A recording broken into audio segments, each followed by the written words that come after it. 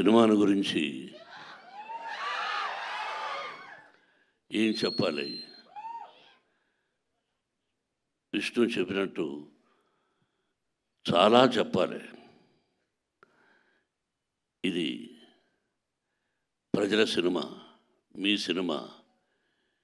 ఈ తరానికి ఏ తరానికి ఈ సినిమా ఎప్పుడూ కొత్తదే. భక్తిభావం, ఆ భక్తి ఎలా వచ్చింది, ఆ దూర్జటి మహాకవి ఎలా రాశారు, శ్రీ కాళహస్తీశ్వర మహత్యం అంటే ఏమిటి, దాన్ని ఇంతకుముందు ఎవరు తీశారు, మళ్ళీ ఏమిటి కొత్తగా చూస్తున్నారు వీళ్ళు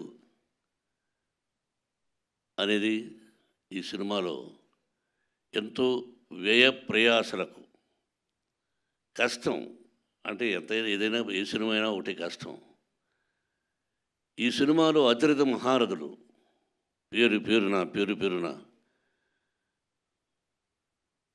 కేరళ నుంచి, ఆంధ్ర నుంచి, మద్రాసు నుంచి, నార్త్ ఇండియా నుంచి, మన భారతదేశంలో 4 మూలలా ఉన్నటువంటి మహానటులందరినీ తీసుకొని ఈ సినిమాలో నటింపజేశాం.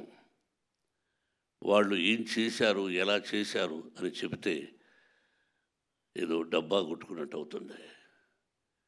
ఎన్ని రోజులు ఇక్కడే ఉన్నాడు శరత్. అతని గురించి అతనిదే నాటామని. నేను పెదరాయుడు యాక్ట్ చేసిన సినిమా అయిందే.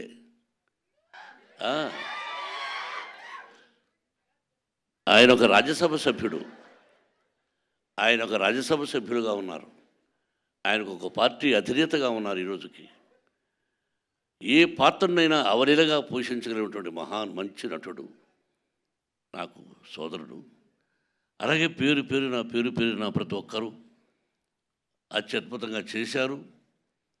ప్రజలు చెప్పాలి, మీరు చెప్పాలి. ఈ టీజర్ చూసిన వెంటనే ఇది ఓన్లీ భక్తి చిత్రమే కాదు, అన్ని రకాల విష్ణుబాబు చెప్పినట్టుగా ఒక చరిత్ర, భగవంతుడు, పరమేశ్వరుడు, అంతే.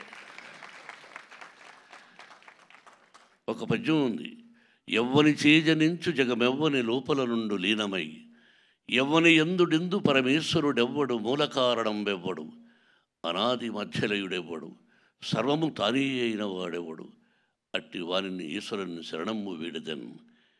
అంటే అక్షరం ఎక్కడైనా అక్షర దోషాలు ఉండొచ్చేమో. ఇప్పుడు పెద్దవాళ్ళ శిక్షలో చదువుకున్నాం. మనందరికీ పరమేశ్వరుడే, బ్రహ్మ విష్ణు మహేశ్వరులు ఎలాగో పరమేశ్వరుడే అంతా. ఆయన ఆజ్ఞ ప్రకారమే మనం అంటుంటాం ఇళ్లలో, శివుడి ఆజ్ఞ లేనిది సీమైనా కుట్టదని. సామెతలు మనం వింటుంటాం, మన అమ్మ నాన్న చెప్పారు. అంతే, ఆయన పర్మిషన్ లేనిది ఈ సినిమా తీసుంటాం. ఆ భగవంతుని ఆశీస్సులతో సినిమా తీసాం. మీరు ఇంకా ఎన్నో ఫంక్షన్స్ చూడాల్సి వస్తుంది కన్నప్ప ద్వారా. ఇంకెంతకంటే ఎక్కువ నేను మాట్లాడదలుచుకోలేదు.